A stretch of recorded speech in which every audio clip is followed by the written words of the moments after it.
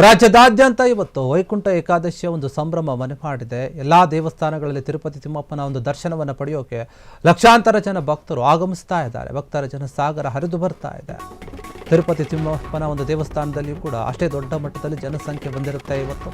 ಅದೇ ರೀತಿಯಾಗಿ ರಾಜ್ಯದಲ್ಲಿರುವಂತಹ ಎಲ್ಲೆಲ್ಲಿ ವೆಂಕಟೇಶ್ವರ ಸ್ವಾಮಿಯ ದೇವಸ್ಥಾನಗಳಿದೆಯೋ ಆ ಎಲ್ಲ ದೇವಸ್ಥಾನಗಳಲ್ಲಿ ಮುಖ್ಯವಾಗಿ ವಿಷ್ಣುವಿನ ಭಕ್ತರೆಲ್ಲರೂ ಕೂಡ ಇವತ್ತು ಆಗಮಿಸ್ತಾರೆ, ದೇವರ ದರ್ಶನವನ್ನು ಪಡಿತಾರೆ, ಅವರ ಕೃಪೆಗೆ ಪಾತ್ರರಾಗ್ತಾರೆ. ಇಂದಿನ ದಿನ ಏನಿದೆ ಇದು ತುಂಬ ವಿಶೇಷವಾಗಿರುವಂಥದ್ದು. ಹೀಗಾಗಿ ಈ ಒಂದು ವೈಕುಂಠ ಏಕಾದಶಿಯ ಒಂದು ದರ್ಶನ ಏನಿದೆ ನಿಜಕ್ಕೂ ಕೂಡ ನಮಗೆ ಪುಣ್ಯ ಪ್ರಾಪ್ತಿಯಾಗುತ್ತೆ ಎನ್ನುವಂಥ ಒಂದು ನಂಬಿಕೆ ಇದೆ. ಅಷ್ಟೇ ಅಲ್ಲ, ಈ ದಿನ ಒಂದು ಸ್ವರ್ಗದ ಬಾಗಿಲೇ ತೆರೆದಿರುತ್ತೆ. ಅದಕ್ಕೋಸ್ಕರ ನಾವು ಇವತ್ತು ವೆಂಕಟೇಶ್ವರ ಸ್ವಾಮಿಯ ದರ್ಶನವನ್ನು ಮಾಡಿದ್ರೆ ಇಷ್ಟು ದಿನ ನಮ್ಮ ಮನಸ್ಸಲ್ಲಿರುವಂಥ ಒಂದು ಏನು ಕೋರಿಕೆಗಳಿರುತ್ತೆ ಅದೆಲ್ಲ ಈಡೇರುತ್ತೆ ಅನ್ನುವಂಥ ನಂಬಿಕೆ ಇದೆ. ಈ ಒಂದು ವೈಕುಂಠ ಏಕಾದಶಿ ಏನಿದೆ ಧನುರ್ಮಾಸದ ಶುಕ್ಲ ಪಕ್ಷದಲ್ಲಿ ಬರುವಂತಹ ಒಂದು ವೈಕುಂಠ ಏಕಾದಶಿ ಇದು.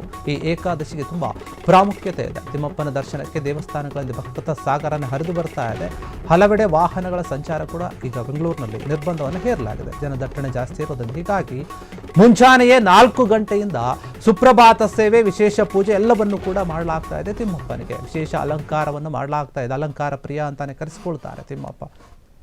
ಹೀಗಾಗಿ ಇದೇ ರೀತಿಯಾಗಿ ರಾಜ್ಯದಾದ್ಯಂತ ಇರುವಂತಹ ಮಾಲೂರಿನ ಚಿಕ್ಕ ತಿರುಪತಿ ದೇವಸ್ಥಾನ ಆಗಿರ್ಬೋದು, ಮೈಸೂರು, ಬೆಳಗಾವಿ, ಹುಬ್ಬಳ್ಳಿ, ಚಿಕ್ಕಮಗಳೂರು, ಹಾಸನ, ಶ್ರೀರಂಗಪಟ್ಟಣದ ರಂಗನಾಥ ಸ್ವಾಮಿ ದೇವಸ್ಥಾನ ಸೇರಿದಂತೆ ಹಲವಾರು ಕಡೆ ರಾಜ್ಯದಾದ್ಯಂತ ಸಾವಿರಾರು ದೇಗುಲಗಳಲ್ಲಿ ಪಂಚಾಭಿಷೇಕ, ಪುಷ್ಪಾಭಿಷೇಕ, ವಿವಿಧ ರೀತಿಯಾದಂತಹ ಪೂಜೆಗಳು, ಅಲಂಕಾರಗಳು ಮಾಡಲಾಗಿದೆ. ವೆಂಕಟೇಶ್ವರ ಸ್ವಾಮಿಗೆ ವಿಶೇಷ ಅಲಂಕಾರವನ್ನು ಮಾಡಿದ್ದಾರೆ.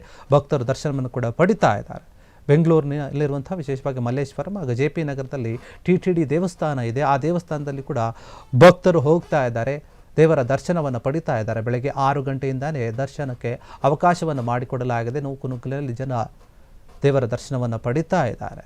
ನೋಡಿ, ಈ ಒಂದು ದಿನದ ವಿಶೇಷತೆಯನ್ನು ನಾವು ಗಮನಿಸೋದಾದರೆ ವೈಕುಂಠ ಏಕಾದಶಿಯ ದಿನ ಎಲ್ಲ ದೇವತೆಗಳು ಭೂಲೋಕಕ್ಕೆ ಬಂದು ವಿಷ್ಣುವಿನ ದೇವರನ್ನು ಒಂದು ಪೂಜೆಯನ್ನು ಮಾಡ್ತಾರೆ ಎನ್ನುವಂತಹ ಕಥೆ ನಮ್ಮ ಪುರಾಣದಲ್ಲಿರುವಂಥದ್ದು. ಪುರಾಣ ನಾವುಗಳನ್ನು ಒಂದು ಸಲ ತಿರುಗಿ ನೋಡಿದಾಗ ವಿಷ್ಣು ದೇವರಿಗೆ ಇರುವಂತಹ ಒಂದು ಪ್ರಾಮುಖ್ಯತೆ, ಈ ದಿನದ ಒಂದು ವಿಶೇಷತೆ ಎಲ್ಲವೂ ಕೂಡ ಗೊತ್ತಾಗುತ್ತೆ. ಹೀಗಾಗಿ ಹಿಂದೂಗಳೆಲ್ಲರೂ ಕೂಡ ಇಂದಿನ ದಿನವನ್ನು ತುಂಬ ಪವಿತ್ರ ದಿನ ಅಂತ ತೆಗೆದುಕೊಳ್ಳುತ್ತಾರೆ. ವಿಷ್ಣುವಿನ ಪೂಜೆಗಾಗಿ ಹಂಬಲಿಸ್ತಾ ಇರ್ತಾರೆ, ಹೋಗ್ತಾರೆ, ದರ್ಶನ ಮಾಡ್ತಾರೆ. ಈ ದಿನ ದರ್ಶನ ಸಿಕ್ಕವರೇ ಧನ್ಯರು ಅನ್ನುವಂಥ ಒಂದು ಮಾತು ಕೂಡ ಇದೆ. ಹೀಗಾಗಿ ಇಂದಿನ ದಿನ ವಿಶೇಷವಾಗಿರೋದ್ರಿಂದ 7 ಬಾಗಿಲುಗಳು ಓಪನ್ ಆಗಿರುತ್ತೆ ಅನ್ನುವಂಥ ನಂಬಿಕೆ ಕೂಡ ಇದೆ. ಶ್ರೀ ವೆಂಕಟೇಶ್ವರ ಸ್ವಾಮಿಯ 7 ದ್ವಾರಗಳು ಇಂದು ಓಪನ್ ಆಗಿ ನೇರ ದರ್ಶನ ಇವತ್ತು ಭಕ್ತರಿಗೋಸ್ಕರ ವಿಷ್ಣು ಪರಮಾತ್ಮ ತನ್ನ ದರ್ಶನವನ್ನು ಕೊಡ್ತಾನೆ. ಸ್ವರ್ಗದ ಬಾಗಿಲನ್ನು ಓಪನ್ ಮಾಡಲಾಗುತ್ತೆ. ಇಂದಿನ ದಿನ ವಿಶೇಷ ಆಗಿರೋದ್ರಿಂದ ಅವರ ಎಲ್ಲ ಕೋರಿಕೆಗಳು ಕೂಡ ಏರಿರುತ್ತೆ. ಬೇರೆ ಬೇರೆ ದಿನ ನಾವು ಹೋಗಿ ದೇವಸ್ಥಾನಕ್ಕೆ ಹೋಗ್ತೀವಿ, ದರ್ಶನವನ್ನು ಮಾಡ್ತೀವಿ, ಪೂಜೆಯನ್ನು ಮಾಡಿಸ್ತೀವಿ. ಆದರೆ ಈ ಒಂದು ದಿನ ಮಾತ್ರ ಇಡೀ ವರ್ಷದಲ್ಲಿ ಬರುವಂತಹ ಈ ಒಂದು ದಿನ ತುಂಬ ಪ್ರಾಮುಖ್ಯತೆ ಆಗಿರುತ್ತೆ. ಹೀಗಾಗಿ ಭಕ್ತರೆಲ್ಲರೂ ಕೂಡ ಹೋಗ್ತಾ ಇದ್ದಾರೆ. ಬೇರೆ ಬೇರೆ ದೇವಸ್ಥಾನಗಳಲ್ಲಿ ಈಗಾಗಲೇ ಎಲ್ಲ ಕಡೆ ಪೂಜೆ ಆರಂಭವಾಗಿದೆ. ಭಕ್ತರು ಕೂಡ ಹೋಗ್ತಾ ಇದ್ದಾರೆ. ಕೆಲವೊಂದು ಏರಿಯಾಗಳಲ್ಲಿ ವಾಹನ ದಟ್ಟಣೆ ಜಾಸ್ತಿ ಅಥವಾ ಜನದಟ್ಟಣೆ ಜಾಸ್ತಿ ಇರೋದ್ರಿಂದ ವಾಹನ ಸಂಚಾರವನ್ನೇ ಬಂದ್ ಮಾಡಲಾಗಿದೆ ಅಂತ ಪೊಲೀಸ್ ಇಲಾಖೆ ಕೂಡ ಹೇಳಿದೆ. ಹೀಗಾಗಿ ಈ ವೈಕುಂಠ ಏಕಾದಶಿಯ ದಿನದಂದು ಎಲ್ಲ ದೇವಸ್ಥಾನಗಳು, ಅದು ವಿಷ್ಣುವಿನ ದೇವಸ್ಥಾನಗಳು ವಿಶೇಷ ಒಂದು ಅಲಂಕಾರದಿಂದ ಕೂಡಿದೆ ಅಂತ ಹೇಳ್ಬೋದು.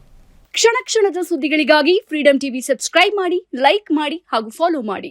ಹೊಸ ಸುದ್ದಿಗಳ ನೋಟಿಫಿಕೇಶನ್ಗಾಗಿ ಬೆಲ್ ಐಕಾನ್ ಮೇಲೆ ಕ್ಲಿಕ್ ಮಾಡಿ.